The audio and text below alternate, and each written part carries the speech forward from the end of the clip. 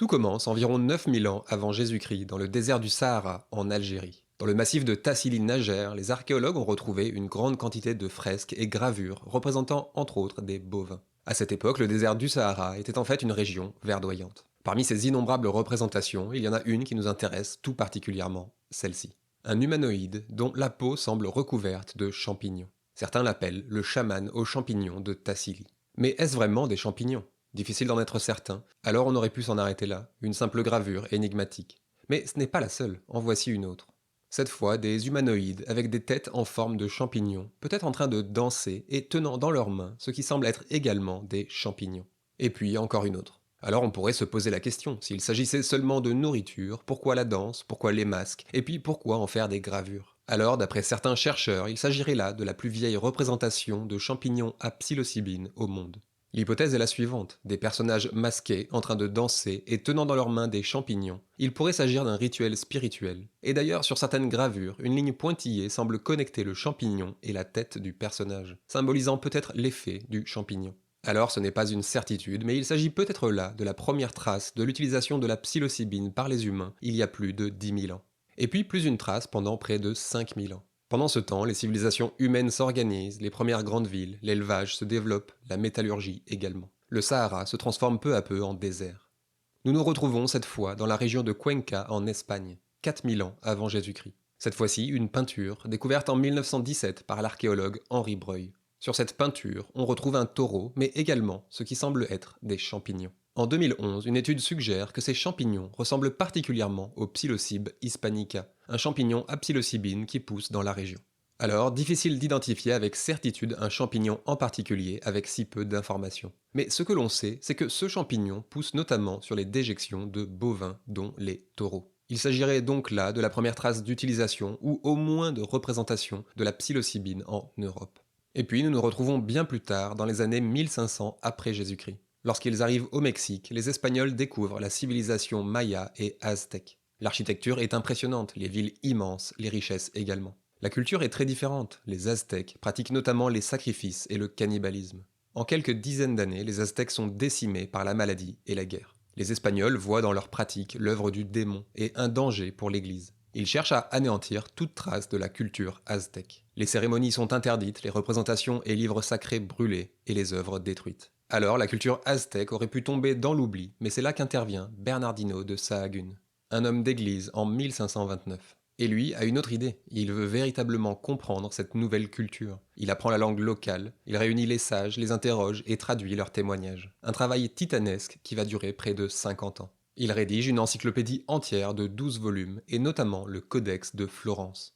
Une véritable mine d'or de la culture aztèque. Et dans ce codex, on retrouve de manière particulièrement détaillée l'utilisation des champignons à psilocybine.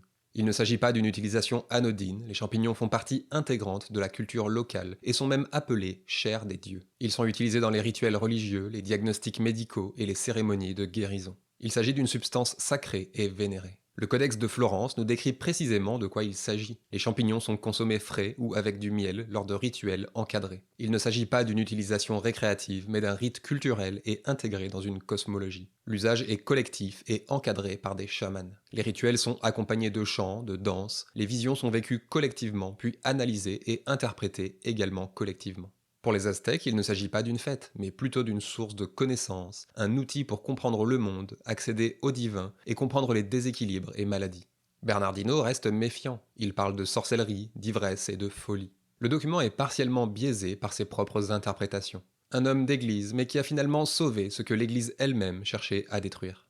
Ce codex de Florence est la première trace officielle de l'utilisation massive et culturelle de la psilocybine. Bernardino ne mentionne pas de date, mais on retrouvera des statues de champignons datant d'environ 2000 ans avant Jésus-Christ. Il s'agit donc certainement de pratiques millénaires. Pour échapper à l'Inquisition, les pratiques continuent dans le plus grand secret. Mais 400 ans plus tard, tout va changer. En 1955, l'ethnomycologue Robert Wasson et sa femme partent au Mexique pour retrouver les curanderos, les ancêtres des Mazatèques, des chamans connus notamment pour leur utilisation des champignons à psilocybine. Wasson rencontre Maria Sabina, une chamane et guérisseuse locale, utilisant les champignons. Maria Sabina lui explique que les champignons lui parlent, qu'elle n'est pas une sorcière mais une femme de connaissance. Wasson participe à une cérémonie et consomme les champignons. Maria Sabina lui demande de garder secret cette expérience et lui fait confiance. Mais dès son retour en 1957, il publie un article dans Life Magazine, Seeking the Magic Mushroom. Il décrit très précisément l'expérience psychédélique et parle d'une expérience bouleversante, hors du temps et de l'espace. Il mentionne également Maria Sabina et la ville de Jotla, au Mexique. L'article a beaucoup de succès et l'effet est immédiat. Les Occidentaux débarquent en masse au Mexique pour essayer les champignons magiques. Maria Sabina se fait bannir de sa communauté et sa maison est brûlée. Elle finit sa vie dans la pauvreté et regrette d'avoir dévoilé les secrets des champignons magiques. Maria Sabina, qui a notamment inspiré Frank Herbert pour la création des Bene Gesserit de Dune, écrit au début des années 60. Les Bene Gesserit ont des pouvoirs de l'esprit, notamment l'intuition, très en lien avec l'expérience psychédélique. Et l'épice de Dune, ce psychédélique aux propriétés extraordinaires, est très fortement inspiré de la psilocybine. Les Bene Gesserit seront par la suite source d'inspiration pour les Jedi de Star Wars qui ont des pouvoirs similaires. Mais Wasson ne se contente pas de publier un article, il envoie également des champignons au chimiste Albert Hofmann, grand spécialiste des psychédéliques qui a notamment synthétisé le LSD. En 1958, Hofmann isole la psilocybine et parviendra à la synthétiser. Pour la science, la synthèse de la psilocybine change tout. Il est possible de réaliser des dosages précis, ouvrant la porte à un travail plus fin, notamment en psychiatrie. Les recherches sont nombreuses et la molécule est rapidement utilisée en thérapie. Ces premières études semblent montrer des effets extraordinaires, mais les expérimentations sont désorganisées, utilisent parfois des protocoles peu rigoureux et avec un encadrement médical pas toujours suffisant. L'utilisation de la psilocybine médicale est alors un sujet de controverse. En 1960, Timothy Leary, docteur en psychologie, est un brillant professeur de Harvard. Il est passionné de psychologie mais ennuyé par la recherche trop académique. Il veut véritablement comprendre la conscience humaine avec une approche expérimentale. Après avoir lu l'article de Wasson, il part alors au Mexique pour essayer les champignons magiques. Et c'est la révélation. Il dira plus tard, en 4 heures sous champignons, j'ai appris plus sur l'esprit, le cerveau et ses structures que pendant 15 ans de recherche en psychologie.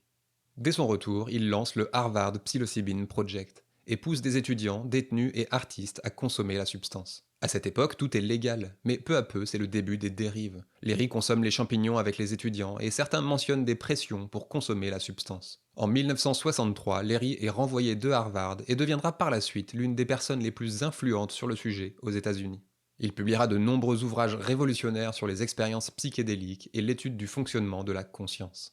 Déclaré ensuite homme le plus dangereux d'Amérique, il est emprisonné, s'évade de prison, s'enfuit à l'étranger, puis est recapturé par la CIA. Une histoire rocambolesque. En tout cas, dans les années 60, la psilocybine est largement consommée, notamment aux États-Unis, mais surtout dans un cadre récréatif. Au départ, cela ne semble pas poser de problème et les accidents sont rares. Mais l'usage massif et désorganisé pose question. De plus en plus de bad trips ont lieu, avec parfois des expériences traumatisantes. La psilocybine, associée notamment au LSD, devient également un symbole politique et un outil de revendication. L'ordre social est impacté et les gouvernements s'inquiètent. Quelques années plus tard, la psilocybine sera interdite en France en 1966 dans des conditions bien surprenantes. Interdiction que nous avons détaillée dans cette vidéo. Et en 1971, les États-Unis, via la Convention internationale de l'Organisation des Nations Unies, classent la psilocybine comme drogue dangereuse sans usage médical. Un classement bien plus politique que scientifique. En effet, il est déjà connu à cette époque que la psilocybine n'est pas une drogue au sens conventionnel du terme, qu'elle est ni addictive ni toxique, et qu'elle présente justement de nombreux usages médicaux prometteurs.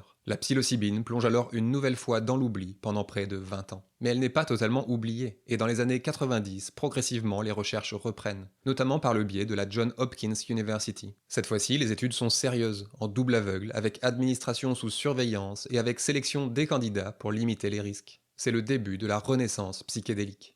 Peu à peu, les premiers résultats des années 60 se confirment. Lorsqu'elle est correctement utilisée, ce qui n'est pas si simple, la psilocybine présente bel et bien des intérêts thérapeutiques majeurs et variés. En 2014, c'est la première imagerie cérébrale sous psilocybine qui révèle son effet impressionnant sur le cerveau en stimulant de nouvelles connexions neuronales. En 2018, l'agence du médicament américaine accorde à la psilocybine le statut de thérapie révolutionnaire contre la dépression. En 2020, l'Oregon légalise son usage thérapeutique et des centres de thérapie ouvrent en 2023. Et en 2023 également, l'Australie autorise officiellement l'utilisation de la psilocybine contre la dépression résistante. En Suisse, elle est également utilisée en thérapie dans des conditions bien particulières. Peu à peu, la psilocybine refait surface. La destruction des civilisations utilisant les champignons magiques est bien triste. Ils avaient une expérience peut-être millénaire sur leur utilisation et beaucoup de connaissances ont été perdues. Mais nous savons que les peuples anciens utilisaient la psilocybine de manière ritualisée, organisée et encadrée. Il ne s'agissait pas d'un usage récréatif, mais d'un usage médical et spirituel. Mais alors, que va-t-il se passer à l'avenir? La psilocybine va-t-elle être autorisée à tous et légalisée? La psilocybine présente des vertus impressionnantes, mais son utilisation est délicate et présente tout de même certains risques. La progression des méthodes et protocoles d'utilisation pourrait rendre l'utilisation de la psilocybine plus sûre et encore plus bénéfique qu'elle ne l'est déjà aujourd'hui. Il serait alors bien dommage de s'en priver. Alors, j'aime à croire que nous allons bel et bien finir par utiliser la psilocybine pour accompagner la fin de vie ou aider les personnes en souffrance. Qu'elle va être utilisée lorsque les alternatives médicamenteuses sont en échec. Qu'elle va peut-être même remplacer certains autres médicaments moins efficaces et bien plus problématiques sur le long terme. Mais également que nous serons capables de tirer la leçon des erreurs du passé, qui nous montrent qu'un certain cadre est nécessaire, qu'une utilisation chaotique, généralisée et désorganisée n'est probablement pas souhaitable. J'aime à croire que nous arriverons intelligemment à mettre en place des règles, un cadre, des formations et des rituels pour l'utiliser sans se perdre. Une utilisation raisonnée et appuyée par la science. Une utilisation qui ne dérive pas vers l'excès et la surenchère, mais qui trouve un juste milieu vers une quête de sens à la fois individuelle et collective. Une utilisation pour soigner et pour découvrir les mystères de la conscience. La psilocybine, un outil sacré et ancestral utilisé pendant des milliers d'années. Puis oublié, puis redécouvert, puis interdit, revient une nouvelle fois. Les champignons à psilocybine accompagnent peut-être les humains depuis le début des civilisations. Il est facile d'imaginer qu'un jour, il y a bien longtemps, un humain, peut-être par erreur, a consommé l'un de ces champignons. Une expérience qui n'a pas dû le laisser indifférent, marquant le point de départ d'une longue histoire. Certaines théories spéculatives mentionnent même que l'évolution rapide du cerveau humain, il y a environ 100 000 ans, pourrait être associée à la consommation de champignons ou autres psychédéliques. Cette consommation aurait stimulé la neuroplasticité et favorisé l'apparition du langage et des capacités cognitives. Une idée impossible à vérifier, mais tout à fait possible et cohérente. Bref, on ne sait pas quand notre histoire a commencé, mais ce qui est sûr, c'est qu'elle n'est pas prête de s'arrêter. Et c'est à nous de la construire.